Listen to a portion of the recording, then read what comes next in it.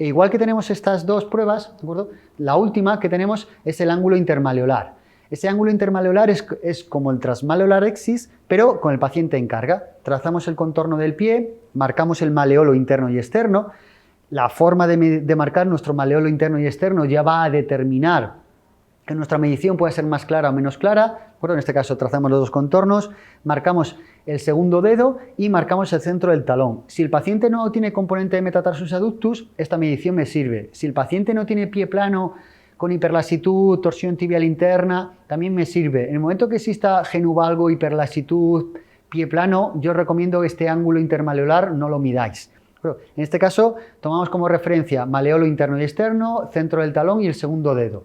Trazamos la línea que une esos dos maleolos, con lo que trazamos ese eje intermaleolar. Una vez que hemos trazado ese eje intermaleolar, trazamos el eje del pie, que debería ir del centro del talón hacia el segundo dedo, que ahora lo marcaremos, del centro del talón hacia el segundo dedo. Una vez que hemos marcado ese centro del talón, ¿vale? En el punto donde se cortan estos dos ejes, trazamos una perpendicular a 90 grados, ¿vale?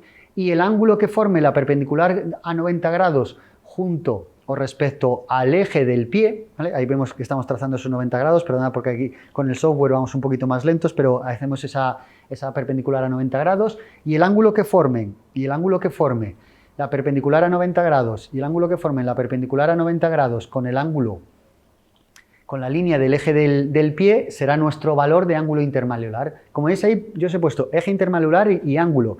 Realmente nosotros a esto lo llamamos el eje intermaleolar, pero el eje nunca me va a dar un valor angular. En este caso deberíamos denominarlo como ángulo intermaleolar. Ahí tenemos la perpendicular y este será el ángulo que midamos.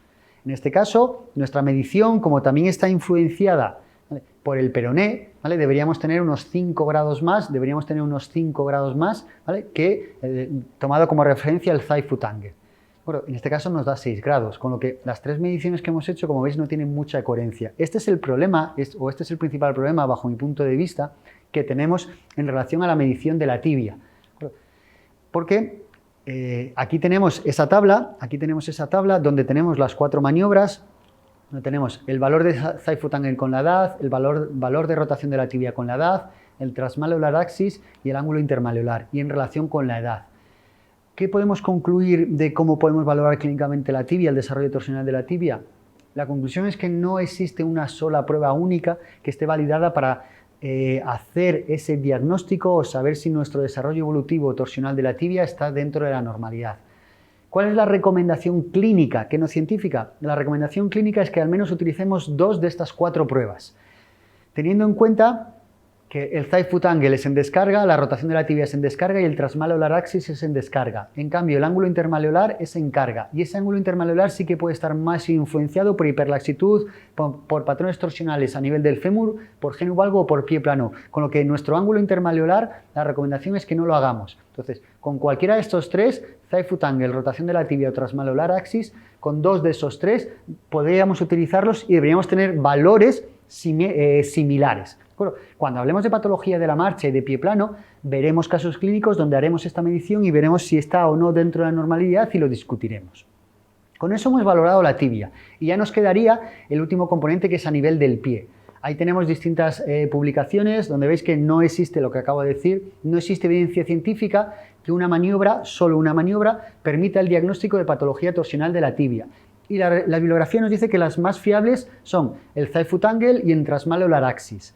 No nos habla de la rotación de la tibia respecto del fémur porque no existen estudios todavía, o yo no he encontrado estudios científicos sobre cuantificación de esa rotación de la tibia respecto del fémur. ¿Qué nos quedaría a nivel del pie? A nivel del pie hay muchos componentes que cambian con la edad. Veis ahí que yo os he puesto 6, no vamos a trabajar esos 6. De aquí en la presentación solo vamos a trabajar principalmente el componente de metatarsus adductus, pero cualquiera de ellos son muy importantes, sobre todo en relación con el componente de pie plano. Del arco interno, de la posición del calcáneo, del FPI, de la flexión dorsal de tobillo y a nivel radiológico, cómo evolucionan los ángulos a nivel radiológico, de todos ellos hablaremos cuando hablemos del pie plano infantil. Bueno, en la presentación, en esta, vamos a hablar principalmente del componente de metatarsus adductus, que es el principal componente evolutivo que cambia con la edad y que pueda tener más relación con la patología de la marcha. No estoy diciendo que los otros puntos no tengan importancia, sino que los vamos a trabajar cuando hablemos del componente de pie plano. En el caso de encontrarnos niños con pies planos, niños con metatarsus adductus, que es muy común, fijaos hasta el punto de común, ¿vale? Y lo habéis visto en las presentaciones anteriores, que podemos nacer hasta con 45 grados de metatarsus adductus y al finalizar nuestro crecimiento, que más o menos estemos en 9-10 años, nuestro metatarsus adductus debería ser entre 0 y 10-11 grados. Eso significa que todos los niños, en mayor o menor medida, hay un componente de metatarsus adductus. Como clínicamente podemos valorar si el componente de metatarsus adductus está o no dentro de la normalidad. Y la bibliografía nos recomienda utilizar dos maniobras clínicas, no radiológicas. Como veis ahí, el test de Bleck, que nos permite valorar el grado de metatarsus adductus, y el test de Litzblau modificado o la modificación del test de Litzblau, que me permite valorar la flexibilidad de ese metatarsus adductus. Ahí veis en la imagen que, aparte de las líneas que teníamos antes del muslo y del calcáneo, yo he marcado apófisis tiloides y a nivel de articulación calcáneo-cuboidea y el eje diafisario de M2. Y en ese vídeo estamos haciendo las dos maniobras, vamos a verlas de forma independiente. ¿En qué consiste el test de Bleck? El test de Bleck se utiliza para valorar el grado de deformidad. Paciente en decúbito prono, yo sujeto el calcáneo como lo tengo aquí, rodilla flexionada a 90 grados y sujeto el calcáneo. Y realizo la proyección del eje del pie. La proyección, esta línea roja, es la proyección del eje del pie. En condiciones normales, ese eje del pie, al finalizar el crecimiento, debería salir por el segundo dedo, que lo tenemos aquí escondido. En función del punto o el dedo por el que salga ese eje del pie, hablamos de un tipo u otro de grado de metatarsus adductus. Aquí en la bibliografía podéis encontrar la clasificación de 3 o de 5, en 3 grados o en 5. Yo me he acostumbrado a trabajar en 3 grados, porque sí que hemos encontrado relación entre los 3 grados y la flexibilidad. Y si hacemos la clasificación de 3 grados, hablaríamos de un metatarsus adductus leve cuando sale por el tercer dedo, de un metatarsus adductus moderado cuando sale por el cuarto dedo y un metatarsus adductus grave cuando sale por el quinto dedo o más. En este caso, claramente sale por el cuarto dedo, con lo que estaríamos hablando de un metatarsus adductus moderado. Si en vez de salir por el cuarto dedo saliera entre cuarto y quinto dedo, ahí nos quedaría la duda si decir si es moderado o grave. Existe una clasificación, como os digo, que incluso nos habla de los espacios interdigitales, ¿de acuerdo? Yo me he acostumbrado a trabajar con este en 3 grados, ¿de acuerdo? Si utilizáramos el de 5 grados o el de 5 componentes, ¿vale?, en el que habla de los espacios interdigitales, ahí ya no se habla de leve, moderado o grave, sino que se especifica exactamente por el dedo o el espacio interdigital por el que sale. ¿Vale? Mientras mayor sea el grado de deformidad, de ahí su propia nomenclatura, mientras mayor sea el grado de deformidad, supuestamente peor pronóstico. Ahora vamos a poner los límites.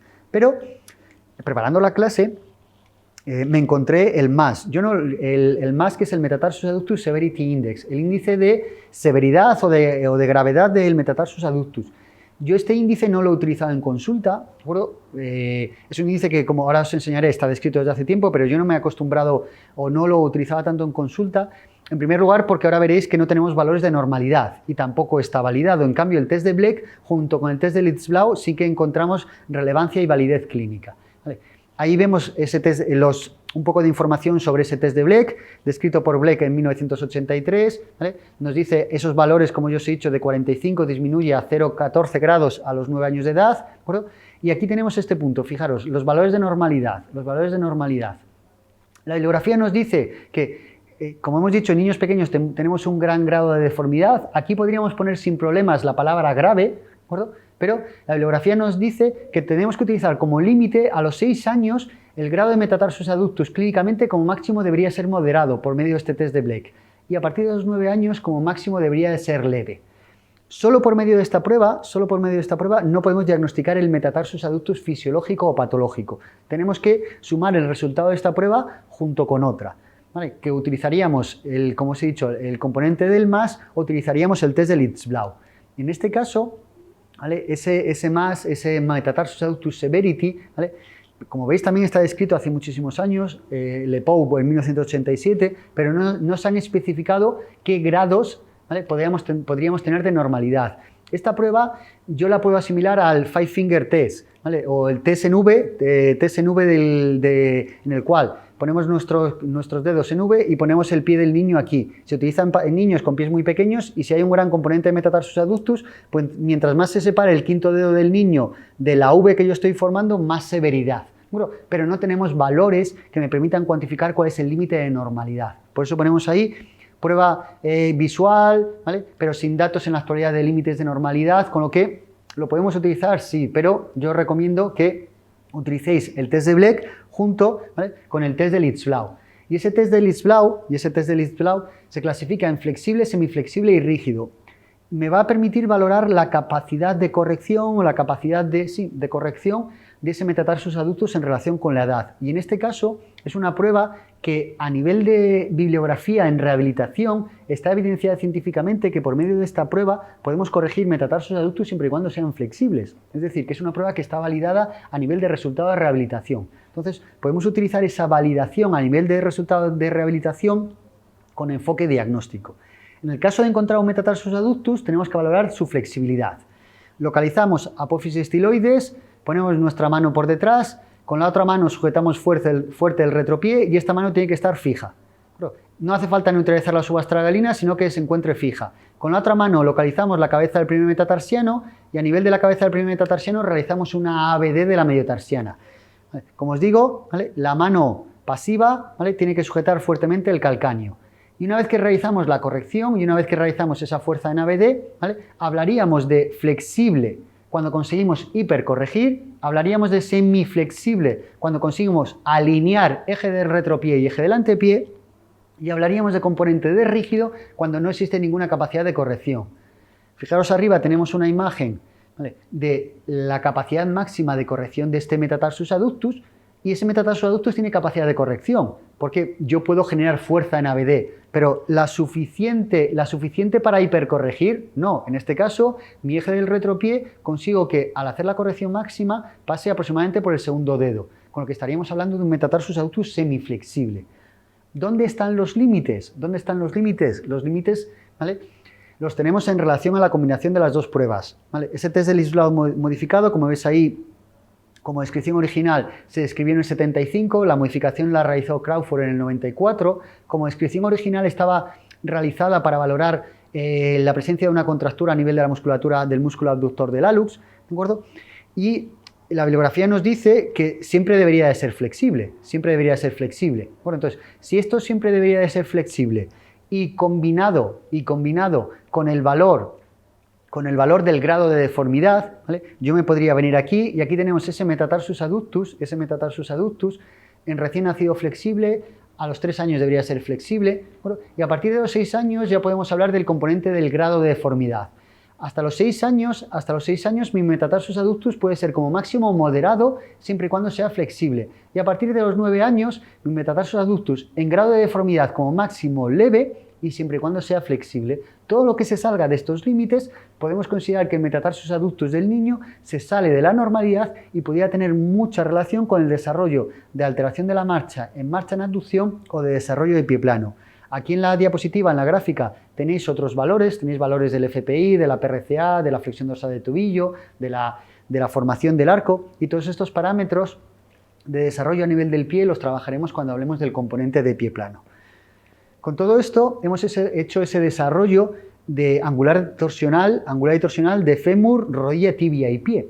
Pero para concluir, ¿vale?, yo recomiendo que aparte hagáis esta prueba. Esta prueba, denominada patrón rotador o adaptación del test de convergencia podal, consiste en realizar la rotación interna y externa de todo el miembro inferior, ¿no? Sumamos fémur, tibia y pie y el componente de laxitud a nivel de rodilla y vamos a hacer una valoración de la capacidad de rotación de la pierna en interno y en externo. Ahí tenéis distintas visiones, lo podemos hacer en las dos piernas a la vez, o primero podemos hacer una y luego podemos hacer otra, ¿de acuerdo? Pero este patrón rotador o adaptación del test de convergencia podal, la bibliografía no nos habla de grados de movimiento porque no está evidenciada, ¿vale? Es una cuantificación muy subjetiva, ¿de acuerdo? No es una prueba diagnóstica, proviene del componente de posturología de ese test de convergencia podal y la bibliografía, como os digo, no nos habla de valores numéricos, pero mi recomendación clínica es esta.